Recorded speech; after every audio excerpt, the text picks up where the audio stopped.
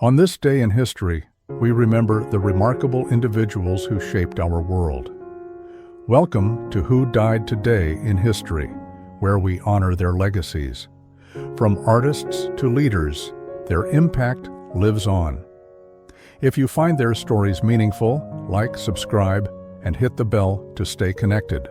Thank you to all our amazing channel members for your generous support. Lonnie Anderson, best remembered for her role as Jennifer Marlowe in WKRP in Cincinnati, died peacefully at the age of 79 in Los Angeles due to an acute, prolonged illness. Her passing marked the end of a vibrant era in television history, a time when sitcoms began embracing layered female characters who were both glamorous and intelligent. Anderson's portrayal of Jennifer, who broke the dumb blonde stereotype by being the smartest person in the room, was a testament to shifting values around female agency and wit in 1970s and 1980s television. Her death, though natural, carries a symbolic weight. It reminds us how fleeting fame can be and how stars of one generation often fade quietly, despite once lighting up millions of screens. While not shocking or tragic like some celebrity deaths, Anderson's passing still stirred public sentiment, particularly among fans who grew up watching her navigate comedic chaos with elegance and poise.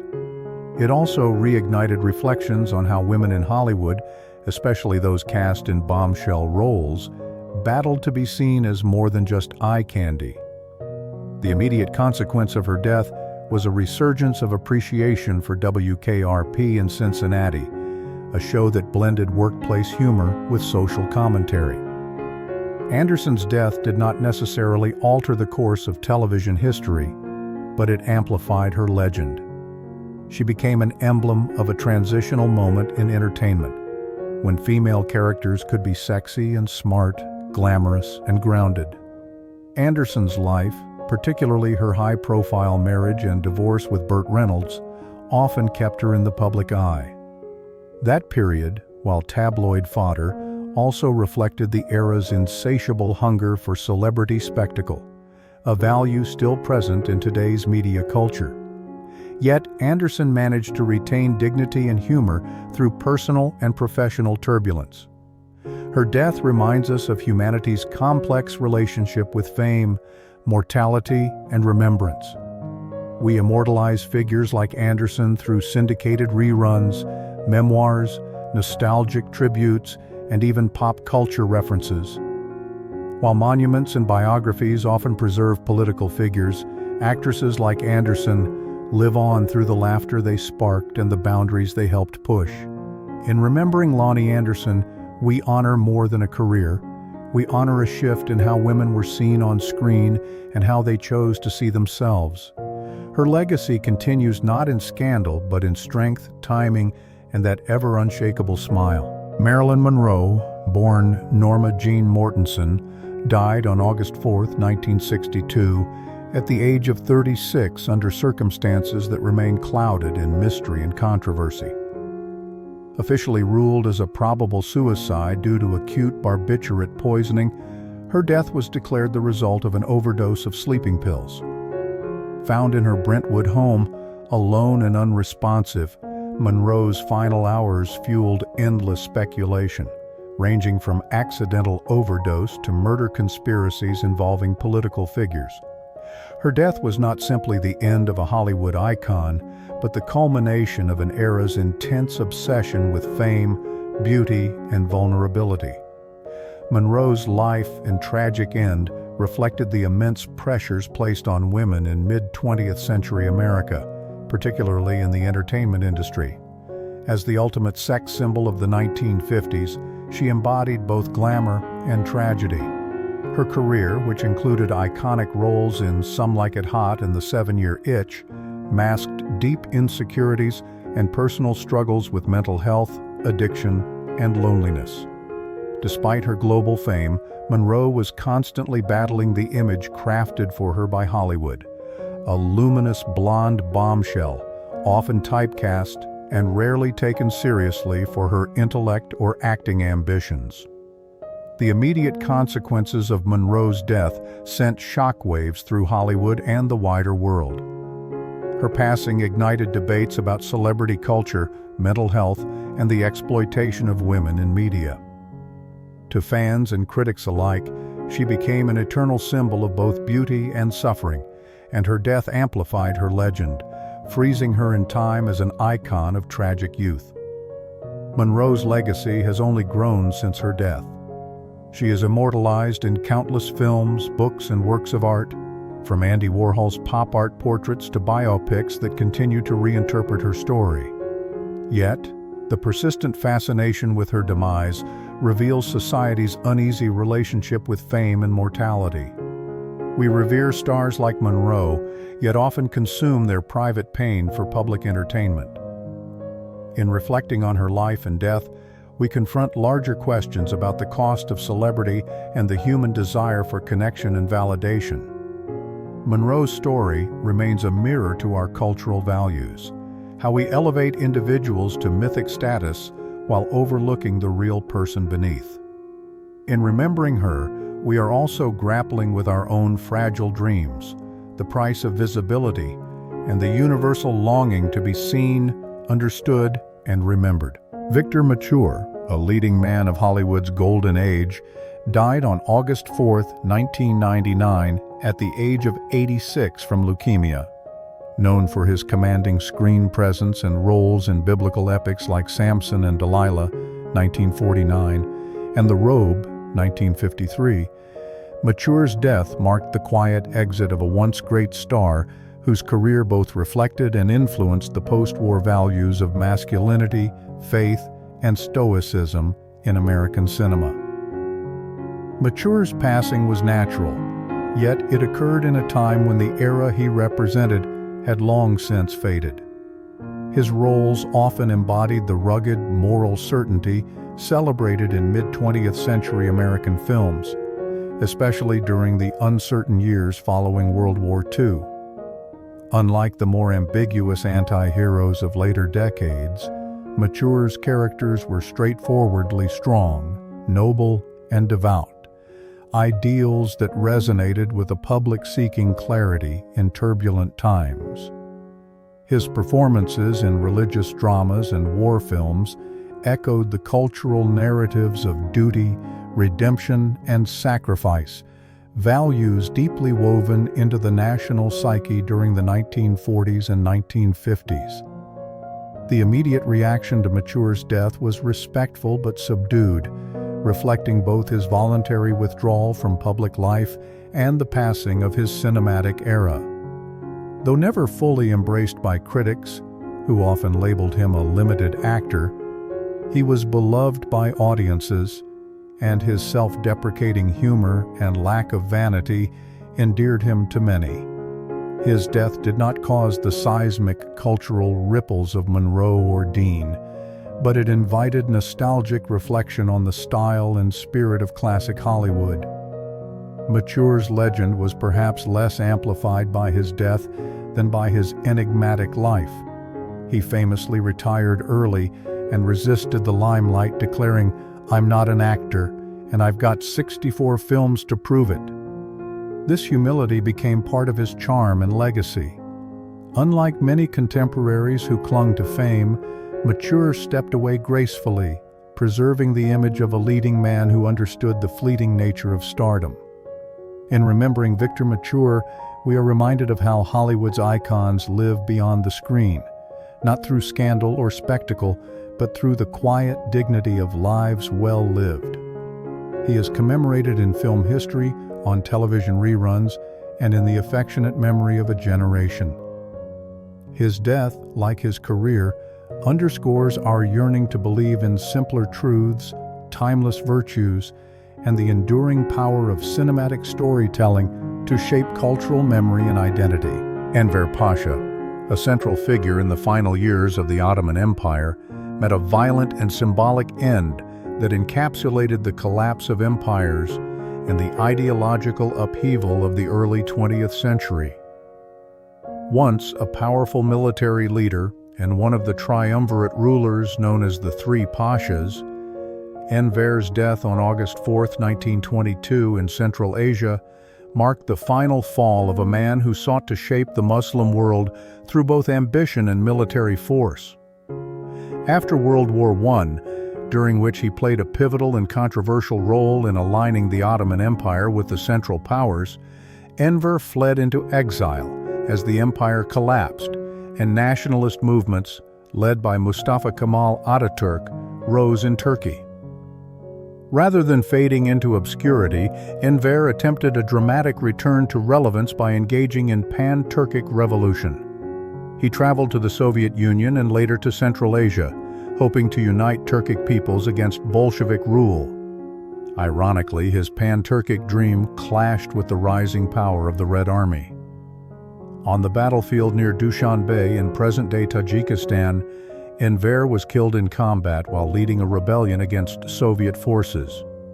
His death, reportedly by gunfire during a skirmish, was both abrupt and emblematic, a former minister of war slain in a futile military effort far from home. The consequences of Enver Pasha's death were more symbolic than geopolitical.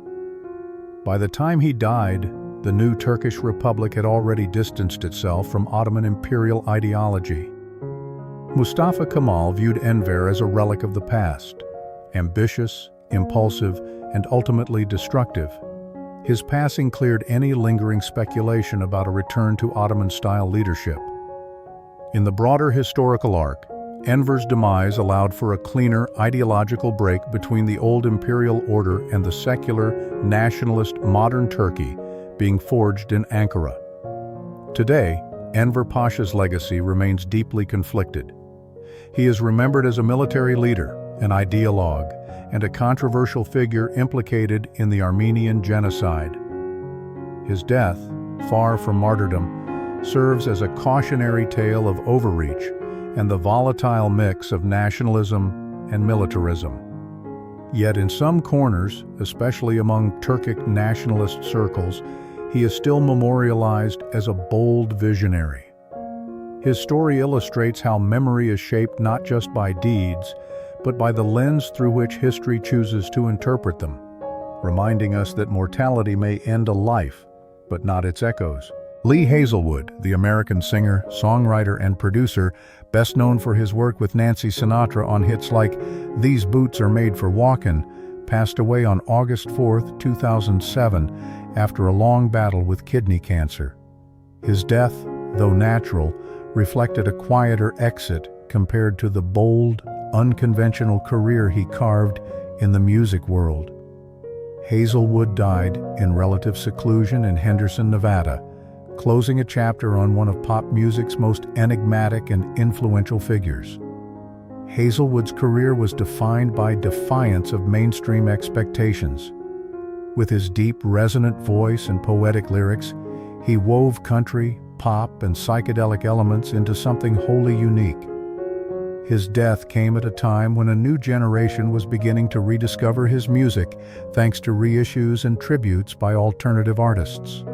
The loss was deeply felt among musicians and fans who admired his genre-blending artistry and refusal to conform to industry norms.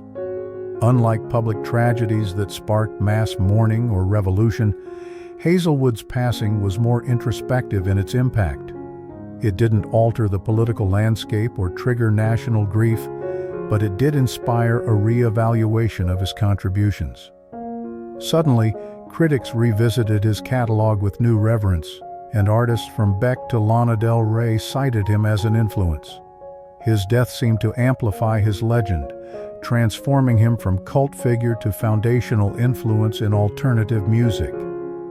Hazelwood's departure also invites reflection on how we remember artists who stood slightly outside the spotlight. While never a chart-dominating superstar, his legacy thrives in the margins, spaces where creativity is freer and individuality celebrated. This mirrors broader cultural shifts in the 2000s as independent voices gained ground in an increasingly digital, fragmented music scene. In death, Hazelwood became more than the man behind a few iconic duets.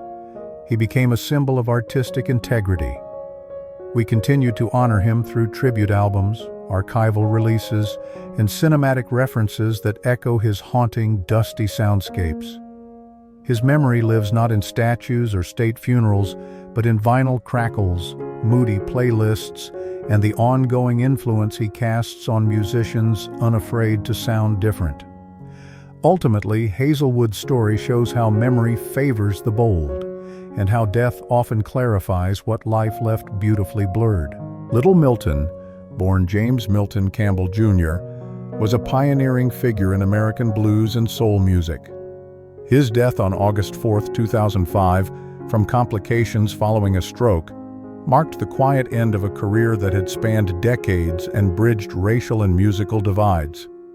Though natural in cause, his passing underscored the fading of a generation of artists who gave voice to the civil rights struggle and the emotional depth of the Black experience in America. Emerging from the Delta blues scene of the 1950s, Little Milton's blend of raw guitar work, heartfelt vocals, and socially conscious lyrics resonated with audiences during a time of profound cultural upheaval. Songs like "We're Gonna Make It" were not only hits, but anthems of resilience and hope, especially within the African American community. His music captured the spirit of an era demanding dignity, equality, and change. Milton's death didn't provoke the kind of national mourning reserved for pop icons, yet it had significant resonance within the blues and soul communities. His passing served as a reminder of how many of the genre's greats had slipped away with relatively little fanfare, despite laying the groundwork for modern rock, R&B, and hip-hop.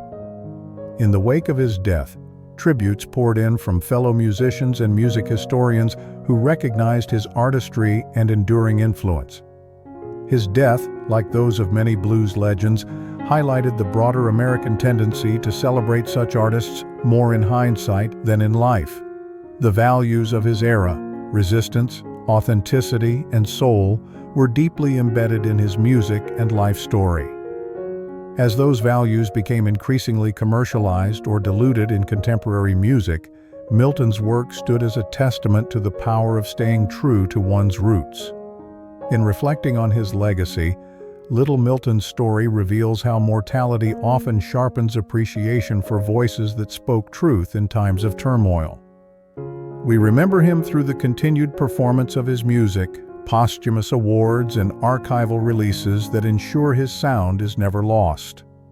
The blues, an art form born from suffering, struggle, and perseverance, ensures that artists like Little Milton are never truly silenced.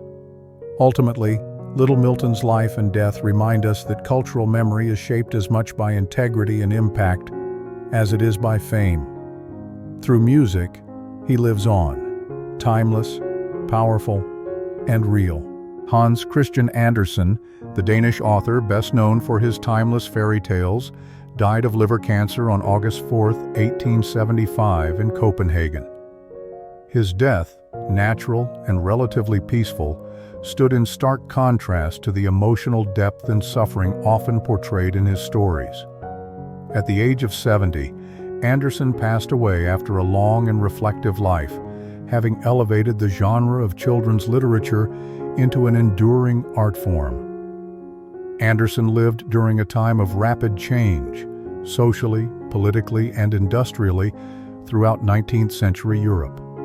His fairy tales, many of which had dark or bittersweet undertones, reflected the anxieties of an era shaped by class divides, rigid morality, and romantic ideals. Stories such as The Little Match Girl and The Ugly Duckling explored themes of suffering, isolation, and transformation, mirroring Anderson's own struggles with poverty and social alienation in his early life. His passing was met with widespread mourning in Denmark and beyond. By the time of his death, Anderson was a celebrated literary figure across Europe. He had met royalty, corresponded with Charles Dickens, and witnessed his works translated into multiple languages. His death marked not just the end of a beloved storyteller's life, but also a cultural shift. As the world moved toward modernism, Anderson's lyrical and often moralistic tales came to represent a nostalgic, poetic vision of childhood and innocence that many feared was fading. Though his passing didn't trigger political or social upheaval, it did amplify his legend. Posthumously, Anderson's works were canonized as literary classics, and his stories have since been adapted into countless plays, films, ballets, and visual art. His impact on global storytelling, from Disney adaptations to international children's literature, is immeasurable. Anderson's death invites reflection on how we process mortality and preserve memory. His stories often grapple with life's impermanence and the redemptive power of imagination, lessons that continue to resonate. We immortalize him through statues in Denmark, museums dedicated to his life, and most importantly, through each retelling of his tales. In the end, Hans Christian Andersen's death did not dim his voice. Instead, it allowed his legacy to evolve, symbolizing the enduring human desire to find meaning, beauty, and transformation through the power of story.